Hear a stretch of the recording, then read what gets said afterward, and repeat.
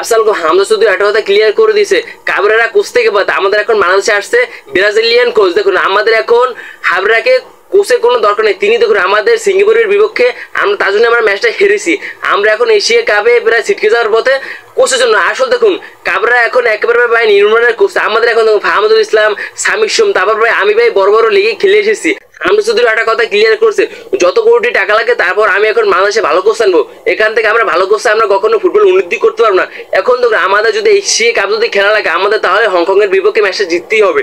আসলে দেখুন হংকং এর বিপক্ষে ম্যাচ যদি জিততে হয় আমাদের এখানে ভাই ভালো একটা কোচ লাগবে।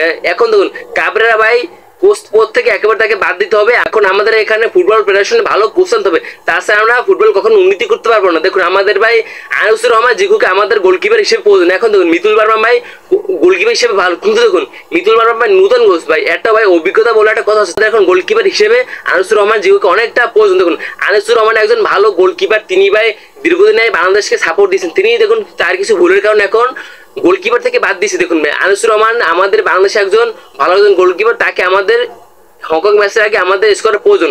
আর দেখুন আমাদের এখন বাংলাদেশে আসছে বড় বড় খেলোয়াড়রা, কিউয়া মিসেল, তারপর ভাই আরো অনেক প্রবাসী ফুটবলাররা আছে যারা ভাই অন্য লিগে খেলে। ভাই তারা যদি আমাদের বাংলাদেশে যদি আসে তাহলে আমাদের বাংলাদেশ স্কোর আরো শক্তিশালী হয়ে যাবে। অপরদিকে দেখুন এই ভাই হামজা চৌধুরী আমাদের বাংলাদেশ ফুটবলটা একেবারে পাল্টে দিয়েছে তিনি এসে। আসলে দেখুন কাবরেরাকে ভাই কোচ পদে রাখাই উচিত না। হামজা এই কথাটা বলেছে, আমাদের এখন বাংলাদেশে আসছে ব্রাজিলিয়ান কোচ, এটা ভাই এই ভাই কোচটা আনবে হামজা চৌধুরী। হামজা চৌধুরী এই কথাটা বলেছে, যত কোটি টাকা লাগে আমি দেবো, তারপরে আমি একজন ভালো একজন কোচ আনবে বাংলাদেশে। আর দেখুন হংকং এর বিপক্ষে আমাদের ম্যাচটা জিততেই হবে যে কোনো কিছুতেই।